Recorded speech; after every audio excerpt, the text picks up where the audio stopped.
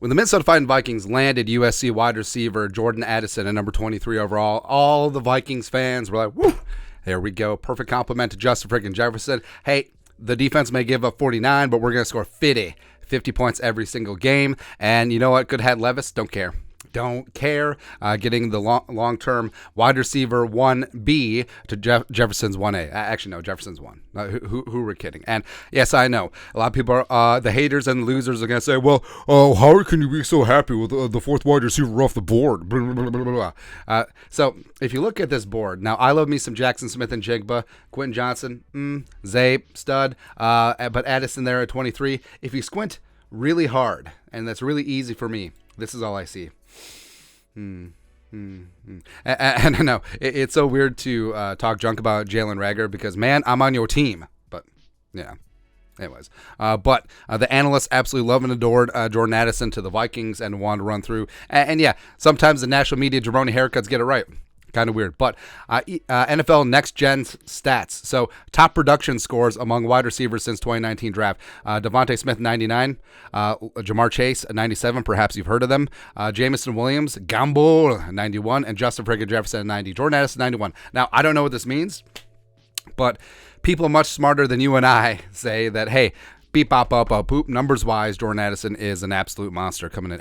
And that's the whole thing, where Addison, he doesn't have the size. He doesn't necessarily have the straight line speed, but he gets open. He gets separation, and that is the name of the game for Vikings receivers. Because, I mean, to be honest, last year or two, the Vikings wide receiver 2 didn't really have that, and that's really important, especially when you're up opposite of Justin friggin' Jefferson and you're going to be single covered a lot, man. Just get open. And this is from Daniel Jeremiah. Addison was actually his 15th ranked player as well as number 1 wide receiver.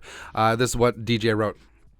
Addison has average height and a narrow frame for the position. He lines up outside and in the slot. He is a very smooth, polished route runner, routinely changing tempo and efficiently getting in and out of the break point. He has excellent play speed and can find another gear when the ball is in the air. He has natural hands and doesn't need to gather himself before catching the ball on crossers. He can high point the ball when working back to the quarterback, but has to get stronger on 50-50 balls. After the catch, he has excellent burst and wiggle. Overall, Addison should become a high-volume pass catcher very early in his pro career. So, the Vikings, with C.J. Ham and Josh Oliver, we're going to run the piss out of the ball, but also we're going to throw it all over the lot, man. Absolutely love it, babe. And then Matt Harmon, longtime guru with receivers, reception perception, he's in, man.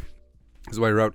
Jordan Addison is a perfect complement for a legit all-world alpha wide receiver like Justin Jefferson. Home run landing spot for him. And then he goes into the reception perception. 71.3% success rate versus man coverage. 80% success rate versus man. Crazy high success rates on all slant, curl, and digs.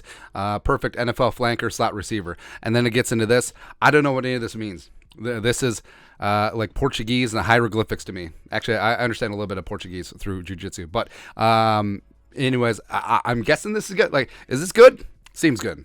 And then NFL Stock Exchange, Connor Rogers, who rising star, love his coverage of the Jets, stud. If only he could pick a better team.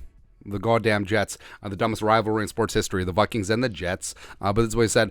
He goes into a tailor-made situation that he's built to thrive on. Abso-freaking-lutely. Also, the thing about it too is we said that this is not a wide receiver 1 class, and all these guys are going to spots where they're going to be wide receiver 2s at best. JSN is going to be behind DK and Lockett. Johnston's going to be behind Keenan Allen, Mike Williams, and even Palmer to a degree. Zay is going to be behind OBJ and maybe even Rashad Bateman, and Addison's going to be behind Jefferson and probably KJ to start. So, this is good spots where if these guys had to come in and be the man, to be wide receiver 1 on a team, probably wouldn't fare as well. Then Matthew Berry, the famous Matthew Berry, talented Mr. Baroto. There's a very strong chance the best fantasy wide receiver this year among first-round rookies is Jordan Addison in Minnesota. Love the pick, Vikings. So, yeah. So JSN. How much work is he going to get with DK and Lockett absorbing a lot of targets? Also, Pete wants to run the ball, as evidenced by, hey, they already have Kenneth Walker, and then they drafted Zach Charbonnet. Pete's going to Pete. And then Quentin Johnston, how much work is he going to get in San Diego with the Chargers, even though they're going to be chucking the ball over the place? Zay, I mean, that offense should open up to a degree, but with a lot of mouths to feed, the tight ends with Andrews and Likely and OBJ and Bateman, like how much is Zay going to contribute? But Addison has a very clear path. Like KJ is obviously going to get his, TJ is going to get his, but Addison, if and when he gets on the field, is going to be a bit of a dude. So I think that, I mean, yeah, if you're in a dynasty league, picking up Addison as the wide receiver 1 in this class, I would strongly consider it. But, you know, maybe that's why this is not going to work out, because the national media jabroni haircuts nearly uniformly really like this pick of Addison with Jefferson long term. I think the Vikings and Kevin O'Connell, they just want to air this mother out, right? So, and they're building around Kirk this year. I think that if the Vikings, absent the Vikings securing a quarter, we're recording this right before they pick at 87, but absent the Vikings securing a day 2 quarterback, I think that they could revisit extending Kirk a year, but we'll get into that a little bit later on. But anyways, the analysts love Jordan Addison. I love Jordan Addison. Loved him throughout the draft process, and he found a great spot opposite of Justin Jefferson long term. But your thoughts are thoughts. The national media jabroni haircuts seem to love Jordan Addison to the Vikings. Let us know your thoughts on our thoughts in the comment section below. Subscribe for daily Vikings takes. Want to support the work?